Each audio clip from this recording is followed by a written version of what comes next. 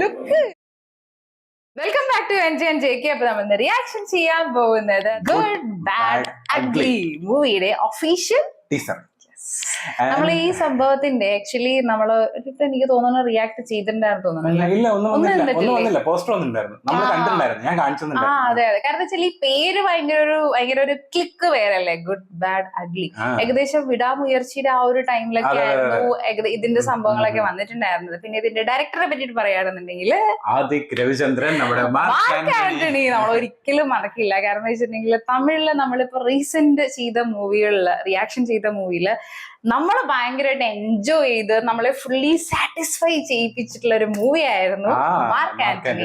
അത് കഴിഞ്ഞിട്ട് എനിക്ക് തോന്നില്ല, നമ്മള് കുറച്ച് മൂവീസ് കുറവാണ് കണ്ടതും, പക്ഷെ എന്നാലും എനിക്ക് ഇത് കഴിഞ്ഞിട്ട് ഒരു ബെസ്റ്റ് മൂവി കണ്ടതായിട്ട് പറയാൻ പറ്റത്തില്ല. ആ മൂവി എന്ന് പറയുന്നത് എല്ലാവർക്കും ഇഷ്ടപ്പെടുന്ന രീതിയിലുള്ള, അതായത് അങ്ങനെ ലോജിക് ഒന്നും വെക്കാണ്ട് അങ്ങനെ എൻജോയ് ചെയ്യാം, ജസ്റ്റ് എൻജോയ് എന്ന് പറയില്ല, അങ്ങനെയുള്ള ഒരു സാധനമാണ്. പിന്നെ ഭയങ്കരമായിട്ട് ഇമ്പാക്ട് ഉണ്ടാക്കും, പ്രത്യേകിച്ച് എല്ലാ ഡയലോഗ്സും എല്ലാ സീനും ഇമ്പാക്ട് ഉള്ള ഒരു സീനാണ്. മ്യൂസിക് ഒക്കെ നമ്മൾ അറിയാണ്ട് അടിച്ച് മ്യൂസിക് അടിച്ചു. അതായത് വില്ലൻ ആണെങ്കിലും ഒരു എന്താ പറയാ ക്രൂവൽ വില്ലനൊക്കെ ആണെന്നുണ്ടെങ്കിലും എന്നാലും നമ്മളൊരു കോമഡി തോന്നിപ്പിക്കുന്ന ഒരു വില്ലൻ. പിന്നെ അത് മാത്രമല്ല കുറെ കാര്യങ്ങൾ നമ്മളെ ഭയങ്കര സർപ്രൈസ് ആയിട്ട് ഇങ്ങനെ വെച്ചിട്ടുണ്ടായിരുന്നു, മൊമെന്റ്സ് ഉണ്ടായിരുന്നു. അതാ ഞാൻ പറയുന്നത്, എല്ലാ സീനും. കാരണം ചില മൂവീസ് നമ്മൾ റിയാക്ട് ചെയ്യുന്ന സമയത്ത് എല്ലാ സീനും അത്ര വലിയ ഇമ്പാക്ട് ഒന്നും ഉണ്ടാവില്ല. ചില സീന് കാരണം ഇന്റർവെൽ, ക്ലൈമാക്സ് അങ്ങനെയൊക്കെ ആയിരിക്കാം. പക്ഷെ ഇതിനങ്ങനെയായിരുന്നില്ല. എല്ലാ സീനിലും സംഭവങ്ങൾ ഉണ്ടായിരുന്നു. നമ്മൾക്ക് ഓരോ സർപ്രൈസുകൾ ഒളിപ്പിച്ചു വെച്ചിട്ടുണ്ടായിരുന്നു. പിന്നെ കുറെ സർക്കാസം ടൈപ്പ് ഓഫ് സംഭവങ്ങളൊക്കെ മൂവിയിൽ കാണിച്ചിട്ടുണ്ടായിരുന്നു. പിന്നെ കുറെ ഡിസ്കഷൻസ് ഒക്കെ പോയിട്ടുണ്ടായിരുന്നു. ഈവൻ നമ്മളെ ഇപ്പോഴും നമ്മളെ ചങ്സ്റ്റോക്കിന്റെ അകത്ത് ആ മൂവിന്റെ സീനുകളൊക്കെ നല്ല രീതിയിൽ തന്നെ ഓടിക്കൊണ്ടിരിക്കുന്നുണ്ട്. കംപ്ലീറ്റ് റണ്ണിങ് സക്സസ്ഫുൾ എന്ന് പറയുന്ന പോലെയാണ് അതിനകത്തെ സീൻസ്. ഇപ്പോഴും എല്ലാവർക്കും ഇഷ്ടമാണ് കാണാൻ വേണ്ടിയിട്ട്. അപ്പൊ അതുകൊണ്ട് തന്നെയാണ് ഈ ഒരു ഡയറക്ടർ ഒരു മൂവി കൊണ്ടുവരുന്ന സമയത്ത് നമ്മൾക്ക് ഭയങ്കര ഒരു എക്സ്പെക്ടേഷൻ ആണ്. And the thumbnail also was impressive, colourful, ഭയങ്കര കളർഫുൾ. അത് മാത്രല്ല തല ഓൾറെഡി അഴിഞ്ഞാടുന്ന ആളാണ്. അപ്പൊ ഈ ഒരു ഡയറക്ടറിന്റെ കയ്യിലും കൂടി വരുന്ന സമയത്ത് എസ് ജെ സൂര്യക്ക് ആ ഒരു ലെവലിൽ ചെയ്യാൻ പറ്റുമെങ്കിൽ ഏകദേശം അതിനേക്കാളും മറ്റത്തിൽ ചെയ്യാൻ പറ്റുന്ന ആളാണ് തല. കാരണം തലേന്റെ പ്രത്യേകത വോയിസ് മോഡുലേഷനും സാധനങ്ങളൊക്കെ വേറെ വേറെ ലെവലിലായിരിക്കും. അപ്പൊ എന്തായാലും നമുക്ക് കാണുന്ന തൃശ തന്നെയാണ് പേരായിട്ട് വരികയും ചെയ്യുന്നത്. അല്ല, വിടാമേർച്ചയിലും തൃശ തന്നെയാണെന്ന് തോന്നുന്നു. അപ്പം അതുപോലെ തന്നെ ജി പ്രകാശാണ് മ്യൂസിക്, സെയിം നമ്മളെ ആ ഒരു മാർക്ക് ആന്റണിയുടെ വൈബ് തന്നെയാണ്. അപ്പൊ നമുക്ക് എന്തായാലും നേരെ ആ ഒരു ടീസർ കണ്ടുനോക്കാം. റെഡിയല്ലേ? നമുക്ക് ഒരുപാട് സജഷൻ വരുന്നുണ്ട്, കുറെ വരുന്നുണ്ടായിരുന്നു. ചിലപ്പോ എന്താ പറയാ അത്യാവശ്യ സംഭവങ്ങൾ ഉണ്ടാവാൻ സാധ്യത. നമ്മളെ എല്ലാ ചാനലിലും വന്നോണ്ടിരിക്കുന്നുണ്ട് ഇത് ചെയ്യണം. ഞാൻ 1 minute സംതിങ് ആണ് കണ്ടുനോക്കാം. പറയാം.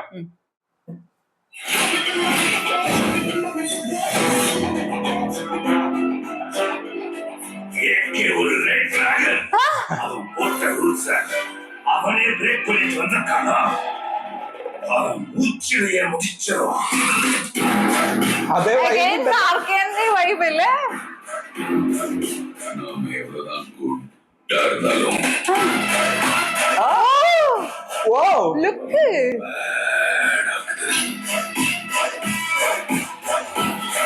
വില്ല വൈബാ എല്ലാം ഉണ്ട്.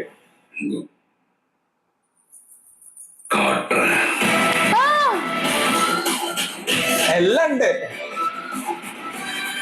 വാട്ടിലെല്ലാം பண்ணக்கூடாதோ? சில சமயங்கள் அதெல்லாம் பண்ணணும் பேபி. டார்க்.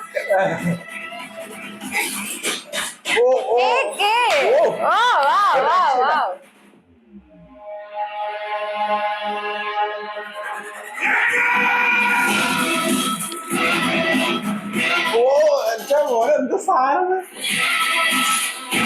എല്ലാം ഉണ്ട്.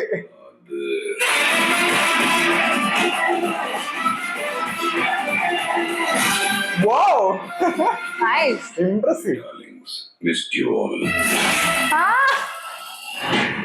എന്റെ മോനെ എന്ത് സാധനത്ത്. കംപ്ലീറ്റ് നമ്മൾക്ക് സ്റ്റാർട്ടിങ് തന്നെ ആ ഒരു മാർക്ക് ആന്റണിയുടെ വൈബ് വന്നിട്ടുണ്ടായിരുന്നു. പ്രത്യേകിച്ച് അതിന്റെ എന്താ പറയാ കളർഫുൾ പ്ലസ് സ്കോറിലും ഒരു മാർക്ക് ആന്റണി വൈബ്. അവിടെ വിശാലായിരുന്നു എന്നുണ്ടെങ്കിൽ ഇവിടെ എന്താ പറയാ ഒരു റേഞ്ച് മാറ്റം നമ്മൾ കണ്ടിട്ടുണ്ടായിരുന്നു. ഒരു ഡബിൾ വൈബ് നമുക്ക് കിട്ടിയിട്ടുണ്ടായിരുന്നു. ആൻഡ് അത് മാത്രമല്ല ആള് മാത്രമേ ഉള്ളൂ അവിടെ, വിശാൽ, എസ് ജെ സൂര്യ അവര് എല്ലാവരും കൂടി ഉണ്ടായിരുന്നല്ലോ. പക്ഷെ ഇവിടെ ആളുടെ തല, ആളുടെ ഫുൾ ഫിഗർ, ഞാൻ അതാ പറഞ്ഞ തല വിളയാട്ടായിരിക്കുന്നു. കാരണം വെച്ചാൽ അത് കാണാനുണ്ടായിരുന്നു. കാരണം അവിടെ നോക്കിയാൽ ഇവിടെ നോക്കിയാൽ എല്ലാം പല ഗെറ്റപ്പിൽ വന്നോണ്ടിരിക്കുകയാണ്.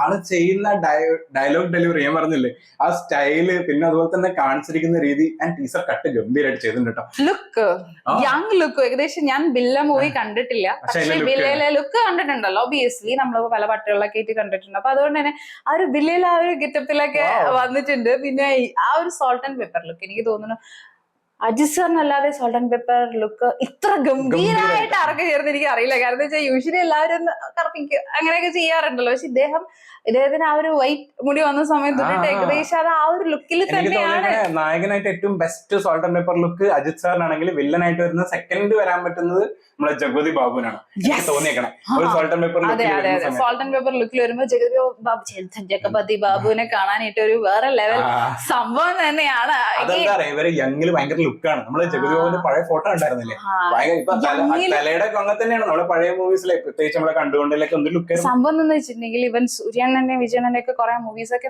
ഞാൻ കണ്ടിട്ടുണ്ട്, അത്യാവശ്യം മൂവീസ് ഒക്കെ പണ്ട്. പക്ഷെ തലയുടെ മൂവീസ് അധികം ഞാൻ കണ്ടിട്ടില്ല. ഇത് ഇപ്പൊ ഈ അടുത്താണ് അദ്ദേഹത്തിന്റെ പടങ്ങൾ. അപ്പൊ അതുകൊണ്ട് തന്നെ ഇദ്ദേഹത്തിന്റെ പഴയ മൂവിയോ പഴയ ലുക്കോ അങ്ങനെയുള്ള വലിയ ആ ഒരു മൂവി എനിക്ക് അറിയില്ല എന്തുകൊണ്ട് അങ്ങനെ കാണാറുണ്ടായി. കാരണം വെച്ചാൽ വിജയ് പ്ലസ് സൂര്യ ഈ രണ്ട് പേരുകളുടെ മൂവീസിനായിരുന്നു കൂടുതൽ നമ്മള് കേരളത്തിൽ ഒരു എക്സ്റ്റെന്റ് വരെ അഗെയിൻ വിക്രം ആ ഒരു മൂവീസും നമ്മൾ കാണുമായിരുന്നു. പക്ഷെ ഇദ്ദേഹത്തിന്റെ മൂവീസ് ഇപ്പൊ കാണാൻ തുടങ്ങിയപ്പോഴാണ് നമ്മൾ മനസ്സിലായത് എന്തൊരു പെർഫോമർ ആയിരുന്നു. പ്രത്യേകിച്ച് കണ്ടുകൊണ്ടേൻ മൂവിയില് ആൻഡ് വാലി വേറെ ലെവൽ സംഭവം. അപ്പൊ അതുകൊണ്ട് മൈറ്റ് ബി ലൈക്ക് ഞാൻ മങ്കാത്തയാണ് ഡയറക്റ്റ് ആയിട്ട് ഫസ്റ്റ് ടൈം അജിത് സാറിന്റെ പടം കാണുന്നത്. അപ്പൊ അതുകൊണ്ടാണ് എനിക്ക് മങ്കാത്ത കാണുന്ന സമയത്ത് ഏകദേശം ഒരു ആന്റി ഹീറോ അല്ലേ. അപ്പൊ ഞാൻ വിചാരിച്ചു ഓക്കെ എന്തുകൊണ്ട് ഇദ്ദേഹത്തെ ഒരു ആന്റി ഹീറോ, കാരണം ഞാൻ ഫസ്റ്റ് കാണുന്ന അദ്ദേഹത്തിന്റെ ഒരു അങ്ങനത്തെ ഒരു ഷെയ്ഡാണ്. അപ്പൊ അറിയില്ല, നമ്മൾക്ക് ചിലപ്പോ അങ്ങനെ കണ്ടാൽ ഇഷ്ടപ്പെടുമോ first movie as a villain എന്നുള്ള രീതിയിൽ. പക്ഷെ അതിനുശേഷം കണ്ടുകൊണ്ടേ മൂവിയാണ് എന്റെ ആ ഒരു പെർസ്പെക്റ്റീവേ മാറ്റിയത്. അജിത് സാറിന്റെ മൂവിനെ പറ്റിയിട്ടുള്ള അല്ലെങ്കിൽ അദ്ദേഹം എടുക്കുന്ന ആ ഒരു റോളും അദ്ദേഹത്തിന്റെ പെർഫോമൻസ്, പ്രത്യേകിച്ച് അദ്ദേഹത്തിന്റെ ലുക്സും, എന്തുകൊണ്ടാണ് ഇത്ര ആൾക്കാർ അഡ്മയർ ചെയ്യുന്നത് അദ്ദേഹത്തിന്റെ എസ്പെഷ്യലി പണ്ടത്തെ ലുക്കും ഇപ്പോഴത്തെ ലുക്കിനെ പറ്റിയിട്ടും. കാരണം പണ്ട് അദ്ദേഹം ഭയങ്കര ഒരു ചോക്ലേറ്റ് വൈബ് ആയിരുന്നുണ്ടെങ്കിൽ ഇപ്പോഴാണ് ഫുൾ ഒരു സ്റ്റൈലിഷ് വൈബാണ്. എടുത്തു പറയേണ്ടതെന്ന് വെച്ചാൽ ഈ ഒരു ടീസറിന്റെ അകത്ത് കാണിച്ചിരിക്കുന്ന ഒരു സ്റ്റൈൽ ഉണ്ട്. നമ്മളെ ആ ഒരു കളർഫുൾ എന്റർടൈനറിന് വേണ്ടുന്ന എല്ലാ സാധനവും കറക്റ്റ് ആയിട്ട്. ആൻഡ് അത് അജിത് സാർ അഭിനയിക്കുന്ന സമയത്ത് ഓൾറെഡി മങ്കാതയിൽ നമ്മൾ കണ്ടിട്ടുണ്ട് ആ ഒരു നെഗറ്റീവ് ഷെയ്ഡ് അഭിനയിക്കാൻ പറ്റുന്നുള്ളൂ. അപ്പൊ ഇതിന്റെ അകത്ത് negative plus good bad ugly എല്ലാം ഉണ്ട്, മൂന്നും കൂടി മിക്സ്ചറാണ്. ആൻഡ് അതിന്റെ തന്നെ ആ ഒരു അവസാനം കാണിച്ചിരിക്കുന്ന സാധനങ്ങളൊക്കെ അടി ടൈറ്റിൽ കാർഡൊക്കെ കാണിച്ചത് നല്ല രസം ഉണ്ടായിരുന്നല്ലേ കാണിച്ചത്, ആ ഒരു നദന്റെ വെടി വെക്കുന്നത്. മാർക്കാനിലുള്ള ക്യാരക്ടേഴ്സ് ഒക്കെ അവരുടെ ഒരു വേഷവിധാനങ്ങളൊക്കെയാണ് ഇതിനകത്തും ഭയങ്കര അതിനോടല്ല ആ ഒരു ഭയങ്കര കംപ്ലീറ്റ് കളർഫുൾ സംഭവം. ഏപ്രിലാണ് പടം റിലീസ് ചെയ്യാൻ പോകുന്നത്. അപ്പൊ ഏകദേശം വെക്കേഷൻ വിളിക്കാൻ പറ്റിയ ഒരു സമയം തന്നെയാണ്. ഏകദേശം ഫെസ്റ്റിവൽ ടൈമിലാണ്, പ്രത്യേകിച്ച് കേരളയില് വിഷു തമിഴ്നാട്ടിലും ഉണ്ട്. ആ സമയത്താണ് അവരുടെ ഇതുള്ളത്, അവരുടെ new year might be like ആ ഒരു ടൈമിലായിരിക്കാം ഇതിന്റെ ഈ മൂവി വരാൻ പോകുന്നത്. ശരിക്കും മാർക്ക് ആന്റണി കണ്ടത് കൊണ്ട് അതുക്കും മേലെയാണ് നമ്മൾ ശരിക്കും എക്സ്പെക്ട് ചെയ്യുന്ന ഈ ഒരു മൂവിയിൽ നിന്ന്. അതായത് ഇതിനകത്ത് ഭയങ്കരമായിട്ട് നമുക്ക് ഇതുണ്ട്, എന്താ പറയാ, ആ ഒരു വിശ്വാസം, ട്രസ്റ്റ് ഉണ്ട്. ഡയറക്ടർ പ്ലസ് ആക്ടർ രണ്ടുപേരും, അതും ഡാർക്ക് എന്ന് എഴുതിയിട്ട് അതിനകത്ത് D6 മാറ്റിക്കൊണ്ട് AK അവിടെ ഇങ്ങനെ അതിങ്ങനെ കുറച്ചൊരു മറ്റേ ഹൈലൈറ്റ് ചെയ്തിട്ടുണ്ടായിരുന്നു. അതിനുശേഷമാണ് അജിത് കുമാർ എന്ന് പറഞ്ഞ് കാണിച്ചിട്ടുണ്ടായിരുന്നത്. ആ ഒരു ട്രാൻസിഷൻ നല്ല രസമുണ്ടായിരുന്നു കാണാൻ. പിന്നെ ഞാൻ പറഞ്ഞില്ലേ, എനിക്ക് തോന്നുന്നു ഇത്രയും നന്നായിട്ട് വിശാലിന്റെ റീസെന്റ് നമ്മൾ കണ്ടിട്ടില്ല. മാർക്ക് ആന്റണി ഒഴിച്ചു നിർത്തി കഴിഞ്ഞാല് ഭയങ്കര രസത്തിൽ കാണിച്ചിട്ടുണ്ടായിരുന്നു. ആ ഒരു ഭയങ്കര മാസ് എഫക്ട് ഒക്കെ ഭയങ്കര. ആ പണം കണ്ടു കഴിഞ്ഞാൽ നമ്മളെ വിശാലിന്റെയും ഫാനായി മാറും. അതുകൂടാണ്ട് ചിരഞ്ജീവിയുടെ ഫാനായി. അദ്ദേഹത്തിന്റെ പേരായിരുന്നു ധനുഷിന്റെ അദ്ദേഹം ആക്ച്വലി, കാരണം നമ്മളറിയാം അദ്ദേഹം അത്രയും ടാലന്റഡ് ആയിട്ടുള്ള ഒരു വ്യക്തിത്വമാണ്, ഡയറക്ടർ ആണൊക്കെ നമുക്ക് അറിയാം. പക്ഷെ എന്ന് വെച്ചിട്ടുണ്ടെങ്കിൽ ആ ഒരു റോള് ചിരഞ്ജീവി ആ ഒരൊറ്റ ഡയലോഗില് നമ്മളെ വീഴ്ത്തി കളഞ്ഞെന്നുള്ളതാണ് ആ ഒരു ക്യാരക്ടർ. കാരണം ഞാൻ എപ്പോഴും ഇവൻ ചില സമയത്ത് ഇവൻ S.J. സൂര്യനെയും അല്ലെങ്കിൽ വിശാലിനെ നമ്മൾ മറന്നുപോയാലും ചിരഞ്ജീവിനെ മറക്കില്ല. അങ്ങനെ ഒരു ഡയലോഗ്, അത് മാത്രല്ല ഡയലോഗ് എന്താ പൊളച്ചു വരുന്നത് അത് നീ എനിക്ക് വന്ന് ഇടയ്ക്ക് റിയൽ ലൈഫിൽ അടക്കം വെറുതെ പറഞ്ഞോണ്ടിരിക്കാറുണ്ട് ചിരഞ്ജീവി ഡയലോഗ്സ്.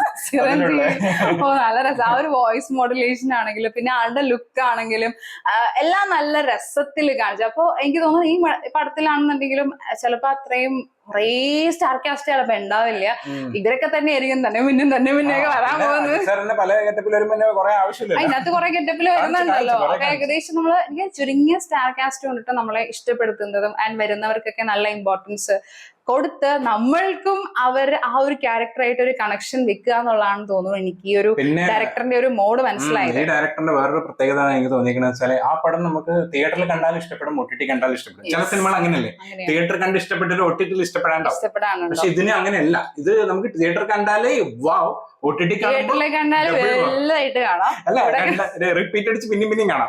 ഇവിടെ കണ്ടു കഴിഞ്ഞാൽ നമുക്ക് പോസ് ചെയ്തിട്ടൊക്കെ എന്നാലും നമുക്ക് ആ ഒരു കളർഫുൾ ഫീല് നമുക്ക് കിട്ടും. കണ്ടു കഴിയുമ്പോൾ നമുക്ക് ഒരിക്കലും ഒരു ഈവൻ കുറെ ഡാർക്ക് സംഭവങ്ങളാണ് കാണിക്കുന്നുണ്ടെങ്കിലും ഡാർക്ക് ഇൻ എ ഫണ്ണി വേ അങ്ങനെയും കാണിക്കാം. അങ്ങനെയാത്ത ഒരു സംഭവമാണ്. കാരണം ഇപ്പൊ ഏകദേശം ഭയങ്കര ഒരു ഡാർക്ക് സംഭവങ്ങളാണല്ലോ നടന്നുകൊണ്ടിരിക്കുന്നത്, പ്രത്യേകിച്ച് കേരളത്തിൽ പ്രത്യേകിച്ച്. അപ്പൊ അതുകൊണ്ട് തന്നെ എന്താ പറയാ, ഈ ടൈപ്പ് ഓഫ് ചിലപ്പോ എല്ലാ ടൈപ്പ് ഓഫ് പടങ്ങളും ഓടാൻ സാധ്യത കുറവാണ്. എല്ലാ മോഡിലുള്ള ചിലപ്പോൾ ആൾക്കാർക്ക് ഇഷ്ടപ്പെടും. പ്രത്യേകിച്ച് ഇപ്പൊ ഈ ഒരു കാലഘട്ടത്തിൽ ആ ഒരു ജോണർ എന്താ പറയുക, ഭയങ്കര സൂത്തിങ് ജോണറൊക്കെ അത്ര ആൾക്കാരെ ഏറ്റെടുക്കുന്നില്ല.